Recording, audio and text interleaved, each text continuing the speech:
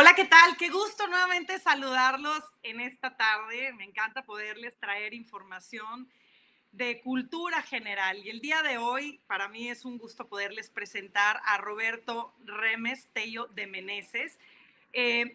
Vamos a hablar del día de hoy de movilidad de la nueva normalidad, si es que así lo podemos llamar. Él es director de Ciudad Humana México, una organización no gubernamental con sede en Colombia. Es creador del concepto Rey Peatón. Se ha desempeñado como consultor a través de la firma Reyes Farril Ciudad, de la que es socio fundador. Ha escrito libros, dos de ellos, Andar en el siglo XXI, un proyecto alternativo de ciudad, y Sombras Cruzadas, y está por terminar este nuevo libro que se llama República Peatonal. Es colaborador semanal del periódico El Sol de México y del portal La Silla Rota, y también es consejero editorial del periódico Reforma, y actualmente es consultor de EPLOC México, EPLOC MX, en su página de internet. Roberto, un gustazo tenerte el día de hoy aquí con nosotros. Bienvenido, buenas tardes. Gracias, Clara. Buenas tardes. Muchas gracias por la invitación. Me da Hay un, mucho gusto también a mí. hay un tweet que me encantó, que subiste, y con eso quiero comenzar, donde escribes, como si tuvieras una conversación, ¿no? Donde dicen, hablo con Roberto Remes, y tú sí. Lo busco porque me dijeron que usted es urbanólogo de profesión. Entonces tú contestas, bueno, eso no existe. Lo que existe es urbanista. Sí, urbanista Remes. No, no, no, no, no. Yo me pongo urbanólogo porque no tengo el grado de urbanista, y es por respeto a los urbanistas. Y te contesta, ah. Me encantó este tweet, Roberto. Platícanos un poquito por qué el decirte urbanólogo y por qué te puedes acreditar este concepto. Digo, finalmente llevo muchos años dedicados a las ciudades, Sí, sí, sí. desde distintas perspectivas. Esto empieza por supuesto en mi experiencia personal de moverme por la ciudad desde muy chico, ¿no? Mi padre murió hace 36 años, entonces yo a los 12 años ya tenía que hacer muchas cosas solo porque mi mamá también tenía que trabajar, ¿no? Entonces, este escenario me hace como un estudioso de la ciudad desde muy chico, pero en políticas públicas, una maestría que hice entre el 93 y el 95, en la maestría en políticas públicas, hice una tesis sobre políticas públicas del transporte, que también se convierte en un libro, ¿no? En Andar el siglo XXI. Y en este trabajo, pues ya estoy enfocado como al transporte público, y a lo largo de los años ha habido como mucho aprendizaje de otros temas, materias ambientales, materias económicas, materias de desarrollo urbano, del espacio público, por supuesto, y el desarrollo de conocimiento en materia peatonal. Entonces, pues eso me hace como estudioso de la ciudad. Pero también hay que entender que muchas profesiones son muy metódicas, y particularmente el urbanismo es una profesión muy metódica, donde la forma, el abordaje de lo urbano exige ciertos estudios previos, y de esos estudios previos se sacan las conclusiones. Pero a veces también está el feeling, ¿no? Y entonces los que estamos cerca del tema vamos desarrollando un feeling y no vamos teniendo los métodos. Entonces, pues sí, a veces es incómodo seguramente para el urbanista que lleguen todos a hablar de las ciudades, pero yo soy politólogo de licenciatura y todo el mundo habla de política, ¿no? Y Claro. si fuera teólogo, pues todo el mundo termina hablando religión alguna vez, ¿no? Claro, definitivamente. Es como que no te escapas de esa, ¿no? Oye, Exacto. pero algo interesante, Roberto, es que ahora que estuve viendo todo tu contenido, todo lo que tú compartes, se me hace sumamente interesante y una forma sumamente original de no nada más ser un consultor y dar como esta información de cómo podemos funcionar mejor en cuestiones de movilidad, sino que tú tomas mapas, tomas videos y vives la experiencia de quien lo usa, porque luego lo que le sucede en muchas ocasiones a los consultores es que opinan sin usar el transporte, o quizás hablan desde la perspectiva del estudio y no de la perspectiva de la práctica. Entonces tú agarras tu bicicleta, te vas por todas las avenidas de la Ciudad de México diciendo, bueno, pues aquí vengo en mi bicicleta, obviamente estoy pasando por un lugar donde pues, no es cómodo para la bicicleta, los carros me pasan muy cerca, y aquí quieren hacer un puente peatonal, pero posiblemente este no es el lugar idóneo, porque luego empiezas a tener este compromiso de no nada más informar, sino de vivir lo que estás informando y de explicar el por qué no. Cuéntanos un poquito sobre esto, porque tienes, si no me equivoco, corrígeme, tienes 1 año haciendo estos videos, ¿no? Pues bueno, en realidad tengo un poquito más. Hubo un día, a ver, esto es como, va a ser muy anecdótico. En la Ciudad de México se hizo un túnel muy grande, que fue conocido como el Deprimido Mixcoac, ¿no? Uh-huh. El término deprimido, Que de hecho fue tu primer video, ¿no? es uno de los Pero primeros videos, una plataforma de efectivamente. YouTube. Exacto. Ok.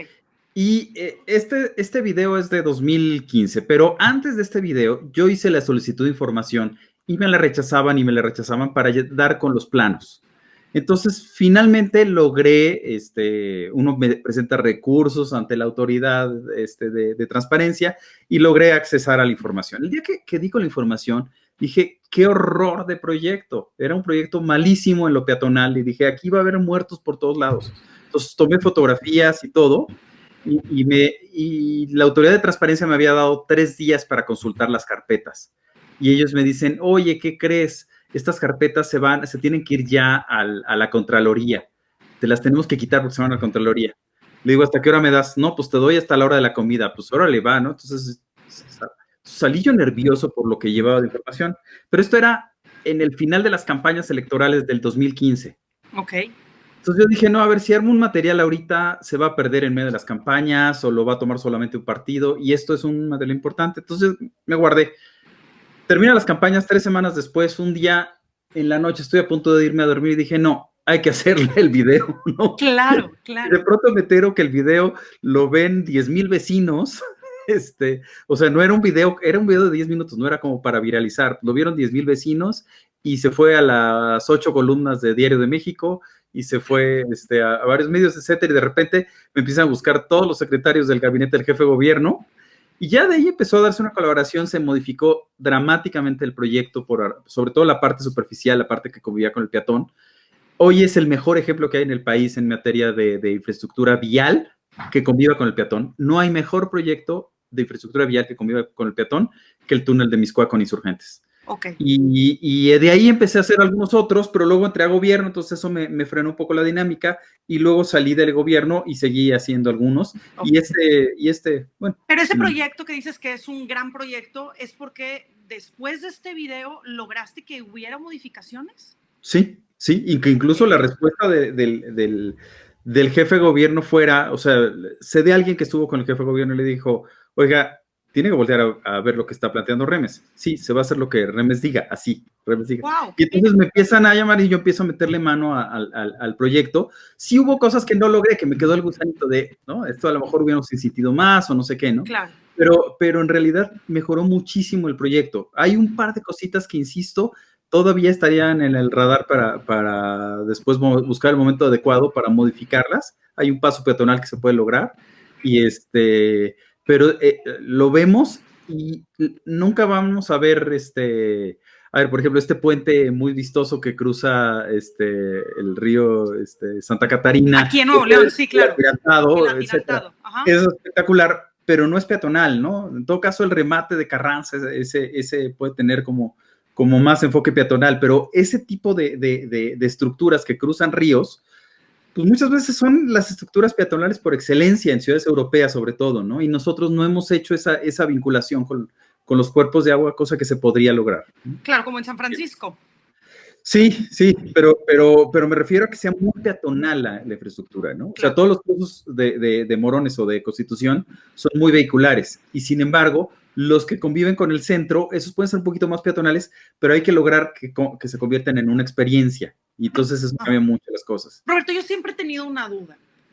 Obviamente vamos a Europa o a países más desarrollados y el peatón es el rey. De hecho, así se llama tu concepto, ¿no? Rey peatón. Sí. El peatón es el rey. Y te frenas porque te frenas. Vayas en bici, vayas en moto, vayas en lo que vayas, te frenas porque el peatón, así sea una mujer atlética que puede pasar sin problema y que puede desviar los coches, te frenas porque te frenas. Sin embargo, acá estamos hablando de que eso no existe, ¿no? Aquí el que manda es el que trae el volante y no le damos ese lugar al peatón, ¿ok? Lamentablemente, falta mucha cultura vial y mucha cultura de movilidad. Sin embargo, siempre me han surgido estas preguntas. Los puentes peatonales, ¿por qué las personas no usan los puentes peatonales y prefieren atravesar la avenida, poner en riesgo su vida, su propia vida, y luego a veces cruzan con audífonos y a veces cruzan con el celular en la mano? O sea, ¿hasta dónde estamos nosotros fallando como educación en completo? Porque luego también a lo mejor puedes decirme, porque el puente peatonal está mal colocado. O sea, ¿por qué nos pasa esto? ¿Por qué no podemos crecer en la educación vial? El puente peatonal, como los llamas, empezamos un grupo de estudiosos del tema de peatones a buscar el término para redefinir el puente, ¿no? Y entonces, finalmente, no dimos con un concepto. Y yo empecé a tuitear del tema como puentes antipeatonales y se adoptó el concepto. ¿Y por qué antipeatonales? Porque en el fondo están hechos para resolver un problema del coche, ¿no? Es decir, quiero fluidez en el paso del coche. Sí, yo sé que a la hora de que tengo que moverme grandes distancias, ¿no? De San Pedro al aeropuerto, pues sí, estoy pensando en que ni modo que grandes distancias las maneje a 20 kilómetros por hora, ¿no? Entonces llego al aeropuerto en 3 horas. Pero si en términos generales la infraestructura de las ciudades está volcada a las personas, las vías sin semáforos deben ser muy pocas. Debemos enfocarnos solamente a estas conexiones entre las entradas y salidas de la ciudad y no tratar de llenar todas las ciudades de vías sin semáforos, porque eso no es ergonómico, no es humano, ¿no? Entonces, lo que suponemos es que tenemos desplazamientos en nuestra escala, ¿no? O sea, algo caminable. Yo ahora en el encierro, pues tengo una tiendita en la esquina, ¿no? Entonces, de las pocas salidas que tengo, pues es cruzar la calle y voy a la tiendita y ahí tengo tortillas y ahí tengo cosas básicas. ¿No? Es lo básico. Entonces, eso es muy ergonómico lo que estoy haciendo. Yo nada más bajo las escaleras, yo estoy en primer piso, bajo las escaleras, cruzo la calle, ahí estoy, ¿no? ¿Qué pasa si de pronto aquí hubiera un puente antipeatonal, ¿no? La calle tiene 2 carriles de estacionamiento y 2 de circulación, ¿no? Aquí hubiera un puente antipeatonal. ¿Qué significa antipeatonal? Pues es porque no quieres a los peatones en la calle. En el fondo es porque no quieres a los peatones en la calle. Entonces, me pones una gran separación. Y alguna vez me tocó, me ha tocado en más de alguna ciudad, ¿no? Recuerdo una vez que iba con uno de mis hijos bebés y enfrente del hotel donde estaba había una farmacia. Sí, pero entre la farmacia y nosotros había, pongamos, 12 carriles. Entonces, ¿qué significaba para mí llegar? ¿No? Bueno, pues yo tenía que ir, esto fue en Guadalajara, entonces yo tenía que ir a alguna de las rotondas o donde se diferencia el paso a desnivel y entonces ahí cruzar y regresar. Entonces, al final de cuentas, un trayecto que era de 50 metros, 40 metros, se volvió de 700. Entonces, cuando hacemos este tipo de cosas, vamos a encontrar todo tipo de comportamientos. Y en ese todo tipo de comportamientos habrá quien use el puente disciplinadamente todos los días por arriba. Habrá quienes digan, no, pues de ida sí lo uso por arriba por esta razón y de regreso no. Habrá quien siempre lo use por abajo. Habrá quien la primera vez lo usa por arriba y las siguientes ya se le va olvidando, ya, ay, no, qué flojera, ¿no? Y entonces a mí mismo me puedes ver cruzando por abajo de los puentes. Cuando estoy en vías semaforizadas, no me voy a ir al periférico, no me voy a ir a las vías que no tienen semáforos a tratar de cruzar toreando coches. Pero cuando tienen semáforos, hay una secuencia. Si hay una secuencia, puedo programar el paso peatonal y entonces puedo hacer que convivan. Pero como en muchos casos hemos hecho los puentes como respuesta a un atropellado, estamos diagnosticando mal, ¿no? Es como, o sea, te duele la cabeza y yo te doy medicina para el chorrillo. No. Si te duele la cabeza, te tengo que dar la cabeza. Y si te duele la cabeza, hay que bajar la velocidad. Me refiero a la calle. Si hay un incidente, un atropellado, hay que bajar la velocidad y bajamos la velocidad y ya no tenemos que hacer el puente. Tú, Roberto, siendo tan consciente de este concepto de darle paso al peatón, tú decides no subir el puente peatonal y cruzar por abajo de la calle. ¿Por qué? Porque no están bien hechos los puentes, porque es más largo el trayecto, o por qué decides tomar por abajo, porque finalmente tú ya te vuelves como un referente en estos temas. Sí, a ver, hace el domingo hice una larga caminata con Kuma, con mi perro, y cruzamos el circuito interior de ida y de regreso. Ahí sí fue a través del puente, porque estamos hablando de un tramo que no tiene semáforos, okay, y que ahora sin tráfico están pasando a 120 kilómetros por hora, es una locura, ¿no? Entonces, ahí sí naturalmente crucé por el puente. Pero cuando estoy en otros puntos de la ciudad que tienen semáforos, es muy simple. Tú nada más tienes que estar atento a la secuencia del semáforo y pasas. Y tienen estos lugares, ¿tienen marcada la línea de cebra? En Ciudad de México puedes encontrarte estos fenómenos, no todos. O sea, alguno no tiene marcada cebra, otros tienen cebra, semáforo, tope y puente, ¿no? ¿Por qué? Porque al primer atropellado pusieron el tope, al segundo pusieron el semáforo y al tercero pusieron el puente. Pero no es lógico, entonces, o sea, ahí es donde... Sí, claro, nos falla. O sea, es lo que te decía, ¿te duele la cabeza y te doy medicina para la diarrea? Sí, ¿no? claro, no, pues entonces tengo un atropellado, ¿por qué tengo que dar como respuesta un puente? ¿No? Claro. Entonces, eso nos hace replantear las cosas. Ok. Claro que hay algún punto en donde la alta peligrosidad puede llevar, pues sí, aquí no queda otro más que utilizarlo. Te digo, donde no hay semáforos es bastante obvio. Pero con semáforos, pues sí, podrías encontrar alguna circunstancia, ¿no? Donde un punto ciego, etcétera. Y sí sé que algunos atropellados, el problema es que un vehículo mayor tapa al vehículo que viene más rápido, ¿no? Entonces, cuando uno es consciente de eso, o sea, yo soy muy consciente de lo visual, de dónde sí puedo, dónde no puedo, etcétera, ¿no? Yo tengo muy priorizado eso. Claro. Pero en general, cuando veo que la gente lo hace diario, hay una razón por la cual lo hace. Claro. Y esa razón hay que entenderla. Y entonces, a lo mejor la respuesta de la ciudad tendría que ser otra, porque además, hacer un puente me cuesta 5 millones de pesos. Y arreglar bien la parte de abajo, ponerle semáforo, y sincronizar el semáforo. Ni siquiera estoy pidiendo que se paren más veces los coches. Nada más queda sincronizado al de atrás o al de adelante, y entonces pasa cuando atrás se pusieron en el alto, los únicos que se van a acumular ahí son los de la vuelta. Los que acaban de dar vuelta, esos se esperan tantito. Pero luego, yo creo que a veces lo que sucede, Roberto, y desmiénteme si estoy mal, es que por no volver a contratar a la empresa a que les haga esta secuencia de semáforos, ponen a los mismos de seguridad pública que lo hagan y como que, digo, no sé si les corresponde a ellos, pero como que yo creo que zapatero a su zapato, ¿no? O sea, tiene que haber como todo una coordinación, porque sí, hay avenidas como Insurgentes o avenidas tan concurridas que luego te andas deteniendo porque no hay una secuencia y eso genera más tráfico. La Ciudad de México no puede tener más tráfico del que ya tiene. Bueno, puede, pero pues... O sea, sí, pero el tema es ver la ciudad desde un punto de vista mucho más local, porque parte de la expansión de las grandes ciudades mexicanas, o sea, Ciudad de México es un monstruo, pero también cuando yo voy, o sea, si yo voy de Santa Catarina a Podaca, eso es un monstruo. No sé cuántos kilómetros son, pero son 70, 80 kilómetros, ¿no? Eso hace una ciudad monstruosa para 4 o 5 millones de habitantes de la metrópoli, ¿no? Sí, claro.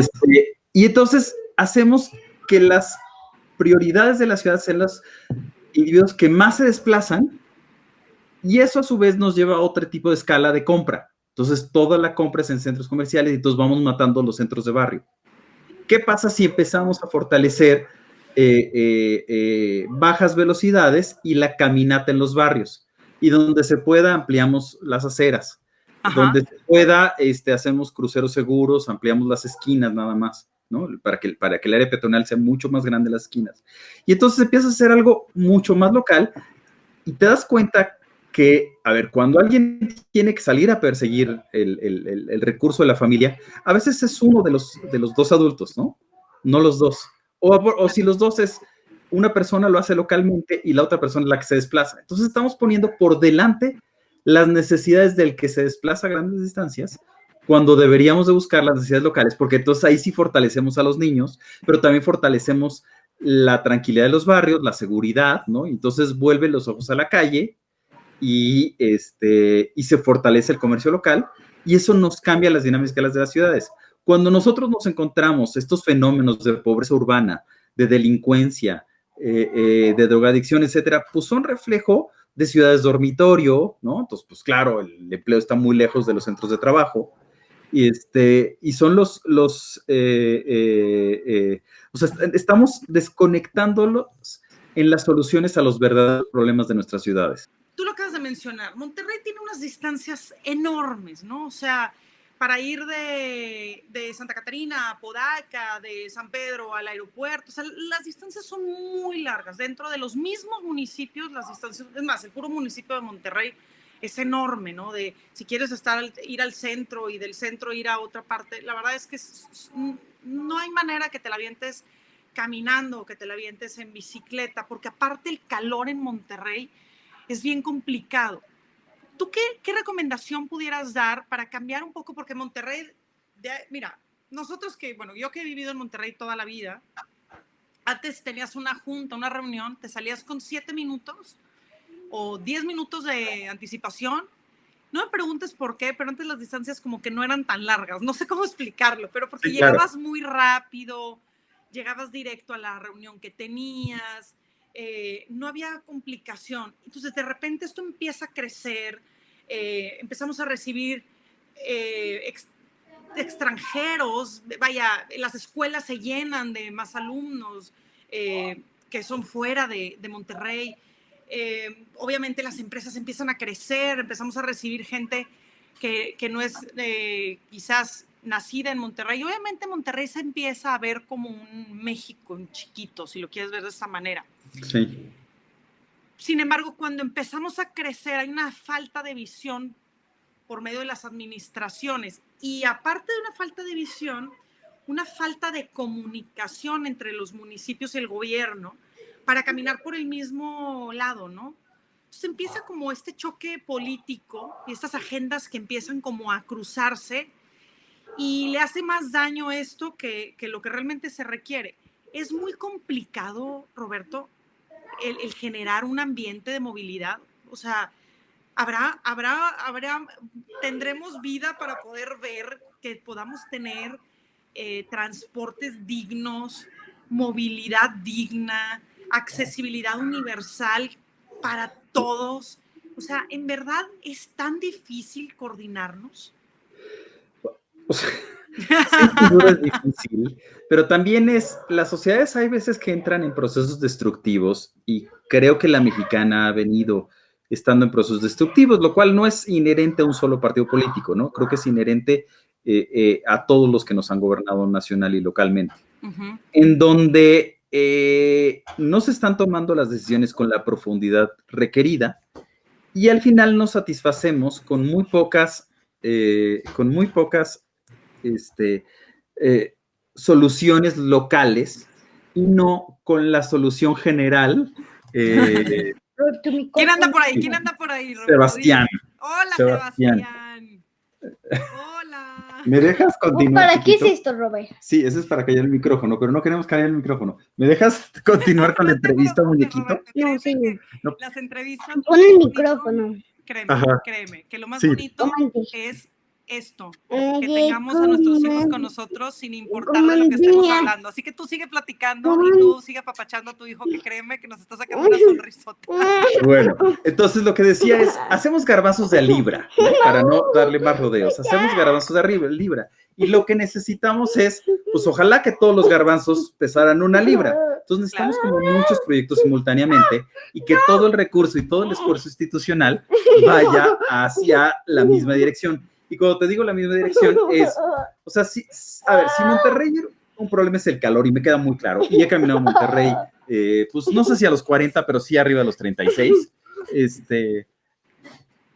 a ver, algo hizo este niño. Espero que no haya cancelado la transmisión. No, aquí estoy. Estamos en vivo, por favor, déjame continuar. No te preocupes, aquí me estoy chantajeando con una tableta de autocontrol, ¿no? Claro, y obviamente se las vas a aprender porque saben que aquí es cuando te pueden pedir permiso para usarla, ¿verdad? No, si los chavitos de ahora son tremendos, no te preocupes. Bueno, acabo de hablar porque esta nunca se la presto. Claro, pero... Es una viejita y lo que le presto. Sí, acaba de... Claro, y dijo, ahorita es cuando se la voy a pedir, ¿no? Claro, no te preocupes. Bueno, esencia, todas las ciudades tendría que ir en la misma dirección, pero pensando en el tema del calor y banquetas angostas, ¿no? Y en el caso de las banquetas angostas, dices, pues es el mismo problema. Y de repente, los buenos árboles, ¿no? Yo no podría decir la especie que más les gusta en Monterrey, pero por ejemplo, en Guadalajara y en Ciudad de México, la jacaranda ha dominado, es una introducción japonesa desde hace como un siglo, y la jacaranda da muy buena sombra, pero tiene como el defecto fuertes raíces, ¿no? Y entonces dicen, no planten jacarandas porque entonces nos botan banquetas, etc. Y entonces, nuevamente estamos planteando más problemas. Pongamos el árbol que dé mejor sombra, aunque tenga raíces muy grandes. ¿Qué significa eso? Que hay que hacer banquetas entonces mucho más grandes. Claro. Entonces, a ver, en lugar de andar pensando banquetas de 4 metros y creer que esa es la super banqueta, es una buena banqueta, 4 metros, pero en lugar de andar pensando en la de 4, ¿por qué no pensamos en la de 6, en la de 8? Y entonces, que el cajón de la jacaranda ocupe 3 metros, entonces tenemos mucho más margen de maniobra, Claro. y eso nos va a dar muy buena sombra. Y entonces eso cambia la temperatura de las ciudades. Y ciertamente hay como mediciones, ¿no? Que se hacen del calor y cómo ha variado el calor de las ciudades. Y entonces, pues resulta que una Mérida, por ejemplo, es una de las ciudades que más ha perdido en clima, ¿no? Porque su expansión fue completamente de cemento, fue enorme también la expansión de Mérida, y ya sin los arbolados selváticos de la región. Y entonces el pavimento crece más rápido que el árbol. Y entonces es desastroso. Hay que hacer lo contrario, ¿no? Ahora, también hay un problema, la moda, ¿no? Que luego viene en Monterrey hace ya varios años, hace como 20 años, 25 años, se puso de moda el ficus. Entonces, todo el mundo tenía ficus en sus casas. Y es un árbol que ni da sombra y aparte echa mucha basurita desde esta como de la bolita esta que genera. Sí. Y se vuelve un árbol que no sirve de nada, ¿no? O sea, sí, podrá ayudar a Servicios ambientales, sí. Sí. Pero luego tenemos realmente árboles muy buenos que son de la región y nos vamos por la moda, ¿no? Entonces sí, definitivamente fallamos y fallamos fallamos en lo más esencial, Roberto, que es en tomar en cuenta la palabra de las personas que realmente son expertos en los temas. O sea, es como decir, bueno, a mí me encanta este árbol que no es nativo de aquí, pero lo voy a poner y no me importa si eso no es nativo y si va o no de acuerdo con lo que se requiere aquí. Entonces, se ponen como también aquí sucedió en Nuevo León, que en Constitución de repente llenaron de palmas y tú dices, bueno, y los cocos y las palmas, y entonces tú dices, pero ¿por qué palmas? ¿No? Entonces empieza a ver como esta tropicalización que en vez de generar algo positivo, genera algo negativo y luego se levantan las banquetas y luego vuelven a quitar, ¿por qué no? Y luego hicieron un camellón y ahora aquí en San Pedro y ahora ya lo están quitando porque no fue funcional. Y es una gastadera de dinero que dices, híjole, esa lana mejor la hubiéramos aprovechado para hacer otras cosas, ¿no? Las decisiones tienen que ser metódicas en entender el problema y metódicas en hacer repetible la solución. O sea, una vez que tú defines tus paletas, en la Ciudad de México están más o menos definidas las paletas vegetales, pero, o sea, hay que tener muy claras las paletas vegetales, a lo mejor están definidas también en Monterrey, pero es simplemente tratar de hacer algo sistemático en donde poco a poco sean las colonias centrales del municipio de Monterrey o que recuperemos la caminabilidad. Y con eso empezar a generar, recuerdo en algún viaje a Monterrey que, o sea, tuve una reunión en una zona, pero todas en el municipio de Monterrey, un desayuno al día siguiente como a 2 o 3 kilómetros, entonces simplemente me levanté muy tempranito y me fui caminando a mi desayuno, ¿no? Entonces me atravesé todo el centro de Monterrey. ¿Cómo te fue? Creo que el desayuno era en el Obispado, entonces me debo haber ido del centro al Obispado. Ok. O sea, caminatas de esa naturaleza son posibles. ¿Cuál fue tu experiencia de caminar en Monterrey? Pues terminas caminando en el arroyo casi no pasan coches, pero evidentemente llegas a alguna avenida que te cuesta mucho trabajo cruzar y entonces este tipo de cosas te van imponiendo algunos retos. Ok. Entonces, pues sí pasan estas cosas, pero sí se puede. El tema es que lo tenemos que inducir. Esto no puede ser religión, ¿no? O sea, es religión para mí. No puede ser religión para todo el mundo. Entonces tenemos que hacer la caminata mucho más seductora. Incitarla, o sea, incitar a la caminata. Incitar a la caminata. Claro. Como decía Alfonso Reyes, ¿no? Un pensador neolonés. Por favor, díganme que aún existe París donde se es feliz con solo caminar por la calle. Ándale. Entonces, pensar que esto pudiera estar también presente en nuestras ciudades, o sea, no sé si no podemos tener la belleza de París. Tampoco te esperaría yo que buscáramos tener la belleza de París cuando tenemos las bellezas locales. Claro. Y las bellezas locales es de pronto, o sea, yo disfruto mucho la arquitectura de ciudades a las que voy. A ver, la última ciudad grande que conocí en México hace unos 4 años fue Torreón. Yo no la conocí. Entonces, me sorprendió muchísimo la arquitectura de la zona central. Y disfruté mucho, aunque está en decadencia esa arquitectura, esas cosas, las disfruto mucho. Pero también alguien encontrará otras cosas que disfrute, la gente, los sabores, los olores, los colores, no sé, ¿no? Entonces, encontrar esos puntos de disfrute y tratar de hacerlos mucho más disfrutables a partir de favorecer mucho la convivencia local. Así es un poco, como dices tú, me encantó cómo lo acabas de...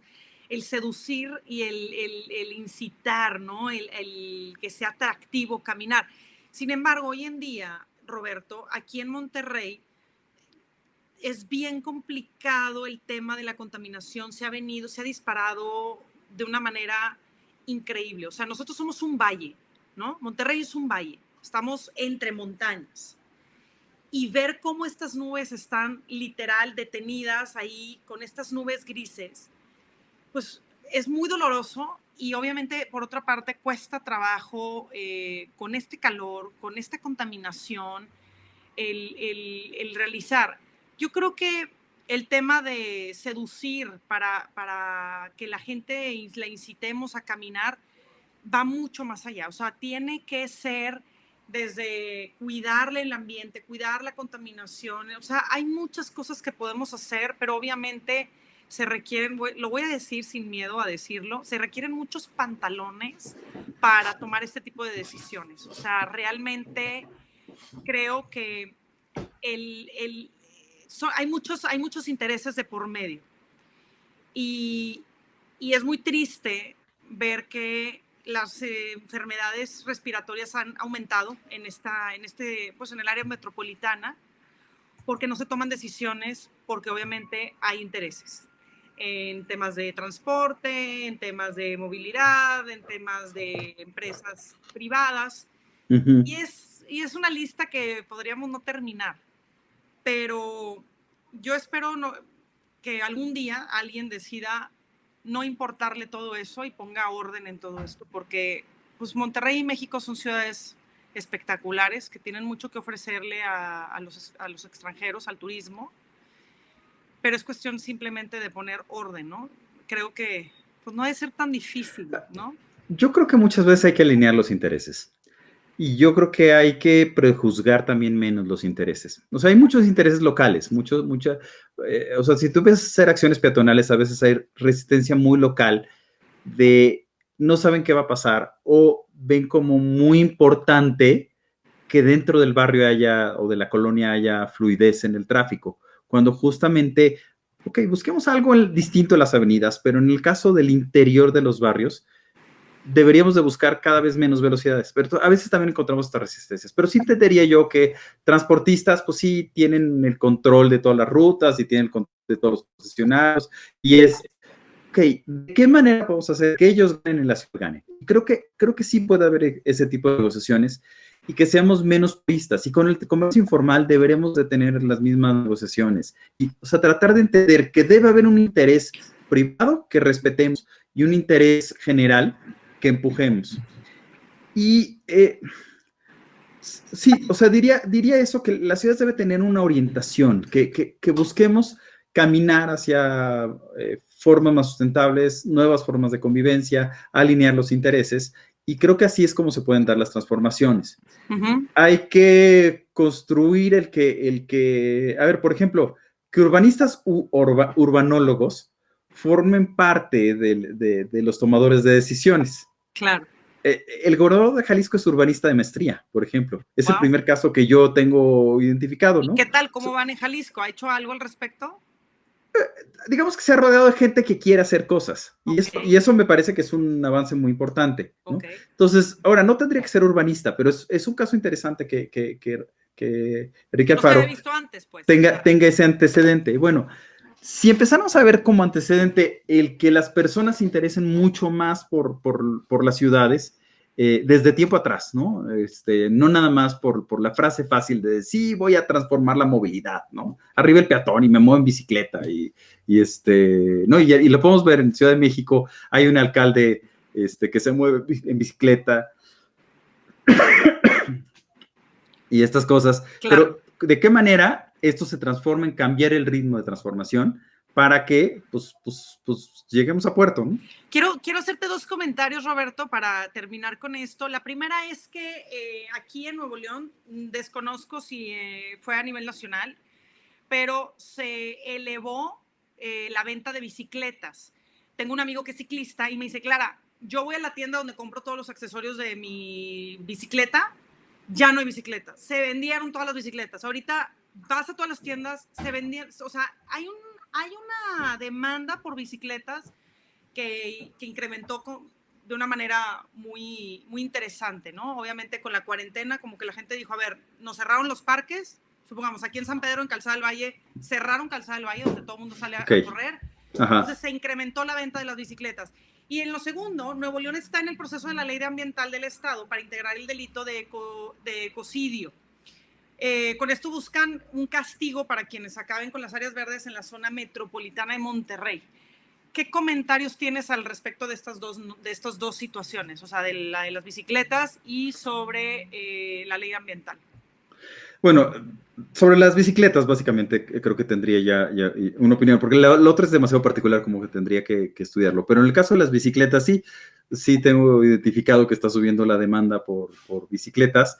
Es de los negocios que está autorizado a abrir. ¿A nivel nacional? ¿Fue a nivel nacional? A nivel nacional, a lo mejor hay alguna disposición local, porque algunos estados fueron muy estrictos en las... Ni siquiera con bicicletas, Sí, por ejemplo, Sonora aplicó toque de queda y entonces las áreas de juguetes de los centros de los supermercados estaban llenas de cinta, ¿no? Claro. Hay otros en donde las áreas de alcohol, ¿no? Que también puede ser, pero las áreas de juguetes las quitaron. Y entonces, pues si estás encerrado 3 o 4 meses, hay un niño que requiere un juguete por su cumpleaños, ¿no? 1 de cada 4. Claro.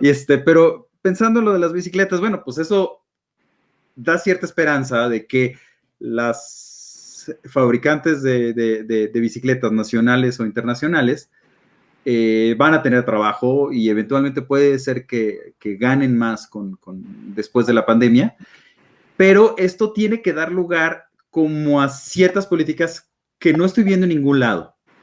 Hay algunos casos en donde ya se han instrumentado biciescuelas, que es un avance, pero la biciescuela es un elemento fundamental y me parece que las biciescuelas deberían de estar en todas las secundarias y preparatorias y eventualmente las primarias. Que los chicos aprendan bicicleta, comprenden química o aprenden biología o historia. Tienen que aprender a andar en bicicleta urbana, precauciones, hacer ensayos, tratar de sacarlos alrededor de la escuela, cosa que de pronto va a poner algunos padres colgados de la lámpara, pero eso hay que empujarlo, porque si hacemos que toda una generación sepa andar en bicicleta, si de pronto los políticos, en lugar de regalar camisetas o licuadoras el Día de la Madre o cosas por el estilo, se ponen a regalar bicicletas, pero al final de los cursos, ¿no? O sea, que tomen sus clases de bicicleta y que les regalen la bicicleta, al cabo de 10 años nos vamos a llenar de bicicletas en todas las ciudades. Y eso va a estar padrísimo y adaptaremos nuestro día a día y sabremos a dónde ir en bicicleta y en dónde utilizar el coche. Y obviamente eso se va a... Y a 40 grados... Claro. A 40 grados sí se puede utilizar la bicicleta. O sea, en Europa llegan a tener días de 40 grados en el verano. España y no cambian que cuando tienen nevadas, ¿no? O sea, pueden tener nevadas y se andan en bicicleta y pueden tener calor. O sea, sí se puede, claro, cuando tú tienes que andar 20 kilómetros en la bicicleta, llegar sudado, ok, entiendo que es otro problema, pero un viajecito de 3 kilómetros, 5 kilómetros, con mucho sol se puede. Ahora, uno no entra a trabajar a las 12, entra a trabajar a las 9. 9. Entonces, creo que si nos ordenamos también en el uso de la bicicleta en horarios, también eso va a ser más factible. Claro, yo viví en Barcelona y los carriles en Barcelona son, pero bueno, fuertísimos, igual que Monterrey. Ahí está. Y andan en bicicleta algunos. En bicicleta, ¿no? Y andan caminando y caminan de la estación del tren a su casa. Yo era una de ellas. Yo vivía, al principio de que me fui a vivir a España, vivía en Castelldefels. Ok. Y vivía pues, en un departamento que tenía que cruzar como 8 calles para llegar a la estación del tren. Y luego hacía como 25 minutos a Barcelona, y luego todavía tenía que caminar, llegando a Barcelona, hasta mi escuela para tomar clases. Entonces, tienes razón, ¿sí? La verdad es que le vas buscando la sombrita, pero bueno, allá tienen más accesibilidad con las banquetas, con el transporte. Y ojo, un detalle que nos falla aquí también vinculado a eso. ¿Y por qué los ciclistas muchas veces pasan el alto? Los ciclos de semáforo también están basados en el coche.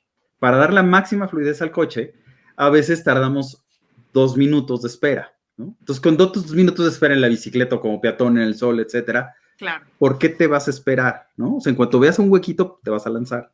Okay. Pero si nos vamos a ciclos más cortos, entonces mucho más amable con el sol, porque cuando vas en trayecto sientes menos el sol que cuando te quedas quieto en el rosticero. ¿Tú recomiendas bajar los lapsos de los semáforos? Bajar los lapsos de los semáforos, eso también es mucho más humano, y entonces eso también te incentiva la bicicleta o la caminata. Excelente. Y hay muchos detalles como ¿no? Excelente. Roberto, mientras estuvimos en esta transmisión, estuvimos compartiendo tus redes sociales para que te sigan y para que quien quiera tener un contacto directo contigo, obviamente en esta consultoría de urbanismo o tú como experto urbanólogo, con tu término, pues obviamente yo creo que aquí es donde nosotros tenemos que aprender a darle lugar a quienes son expertos en el tema.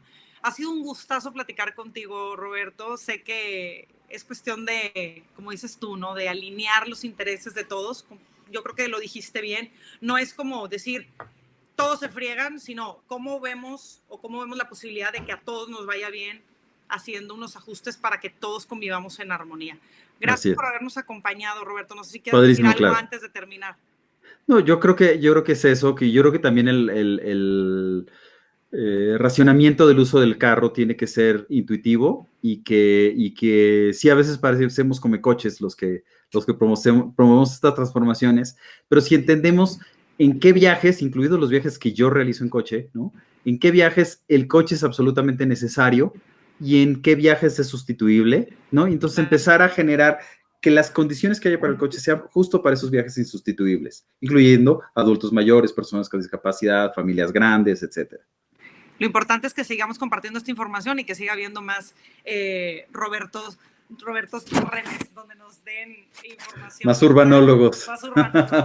Muchísimas gracias, Roberto. Encantado. Un gustazo conocerte. Y a todas las personas que vieron esta transmisión, apóyanos a llegar a más personas, a compartir esta transmisión, porque estamos seguros que si esta información le llega a quienes toman las decisiones, pues definitivamente, créanme, la armonización va a llegar más pronto a nuestras vidas. Recuerden, también es importante tener una dieta digital. Yo te invito a que no compartas contenido que intoxique y que consumas más contenido con valor. Mi nombre es Clara Villarreal.